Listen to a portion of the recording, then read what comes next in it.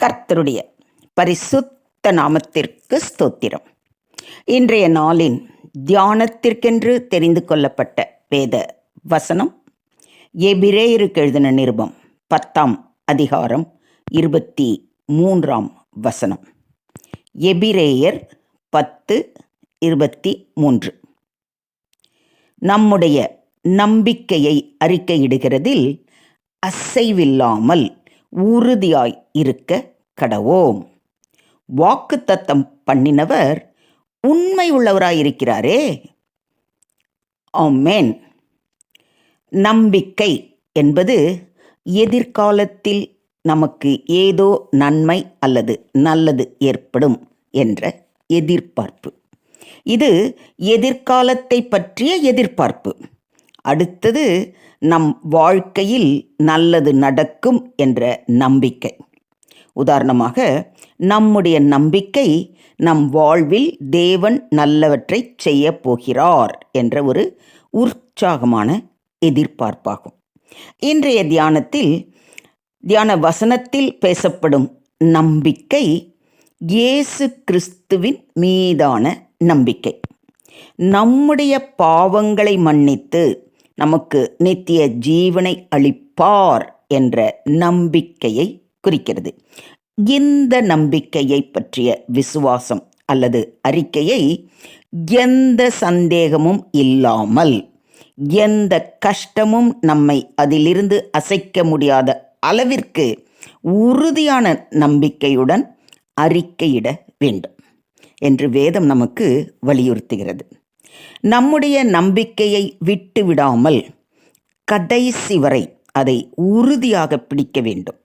சோதனைகள் மற்றும் சிரமங்கள் வந்தபோதிலும் நம்முடைய நம்பிக்கையை தளரவிடாமல் உறுதியாக இருக்க வேண்டும். ஏனெனில் வாக்குத்தத்தம் பண்ணினவர் உண்மை உள்ளவர். தேவன் நமக்கு கொடுத்த வாக்குறுதிகளை செயல்படுத்தும் ஆற்றல், அன்பு மற்றும் உண்மையானவராக இருக்கிறார். அவர் உண்மையானவர் என்பதால் நம்முடைய நம்பிக்கையை உறுதியாய் வைத்திருப்பதற்கு நாம் துணிந்திருக்க முடியும். மொத்தத்தில் நம் விசுவாசத்தை உறுதியானதாக வைத்து கொள்ள வேண்டும் என்பதற்காகவே தேவன் இன்றைய தியான வசனம் மூலம் நம்மோடு பேசுகிறார். நம்முடைய நம்பிக்கையை அறிக்கையிடும் பொழுது எவ்வித அச்சமும் இல்லாமல், சந்தேகம் கொள்ளாமல் உறுதியுடன் நிலைத்திருப்பது அவசியம் என்பதை நமக்கு மிக தெளிவாக போதிக்கிறார். உங்கள் நம்பிக்கை எப்படிப்பட்டதாக இருக்கிறது? உங்கள் நம்பிக்கையை அறிக்கையிடுவதில் உறுதியாக இருக்கிறீர்களா? இதை இன்னைக்கு நீங்களே உங்களையே கேட்டு தெளிவாக ஒரு முடிவுக்கு வாருங்கள். நாம் நம்முடைய நம்பிக்கையை எப்படி அறிக்கையிட வேண்டும் என்பதை குறித்து சற்று நேரம் தியானிப்போம்.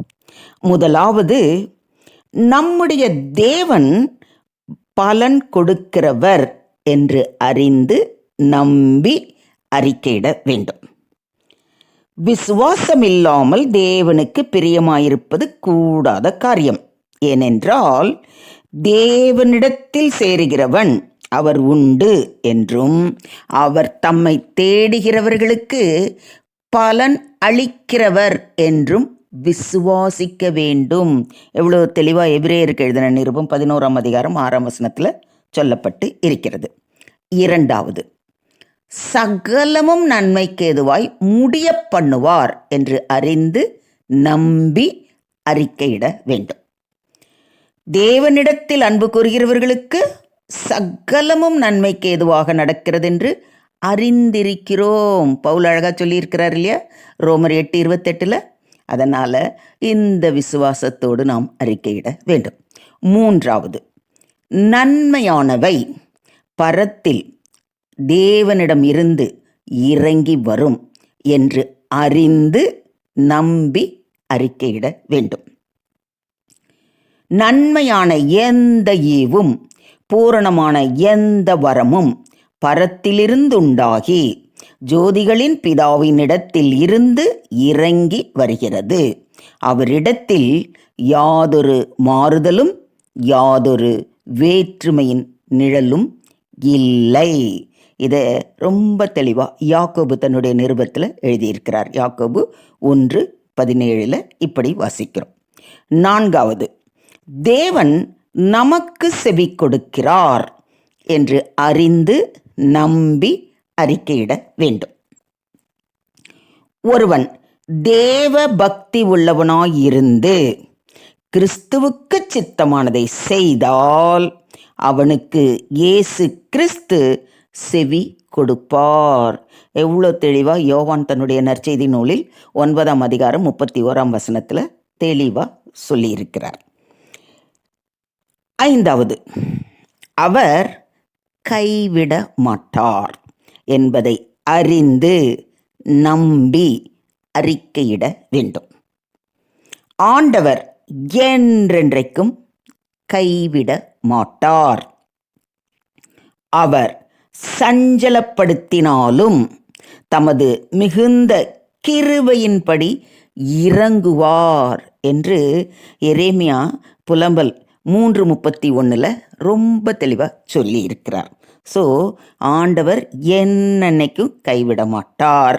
அவருடைய சித்தத்தின்படி நாம் கேட்கும்போது அவர் நமக்கு செவி கொடுப்பார்.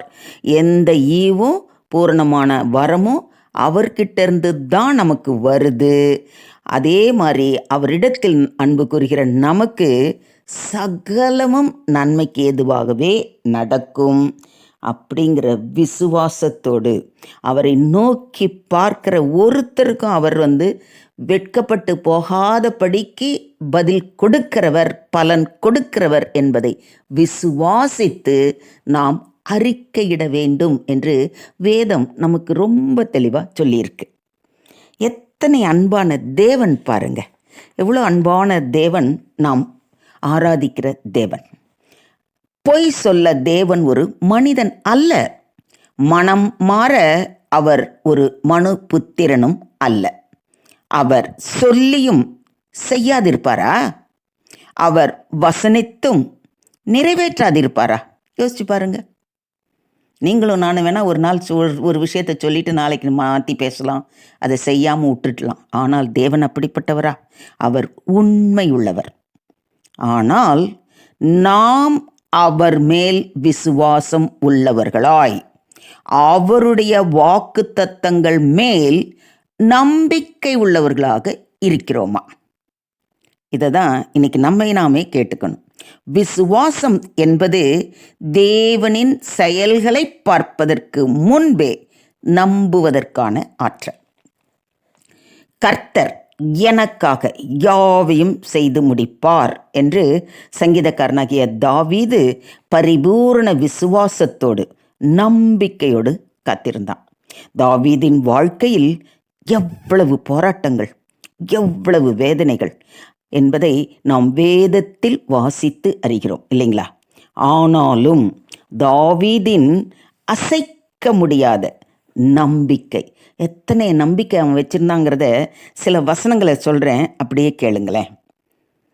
நீரே என்னை கர்ப்பத்திலிருந்து எடுத்தவர், என் தாயின் முலைப்பாலை நான் உண்கையில் என்னை உம்முடைய பேரில் நம்பிக்கையாயிருக்க பண்ணினீர்.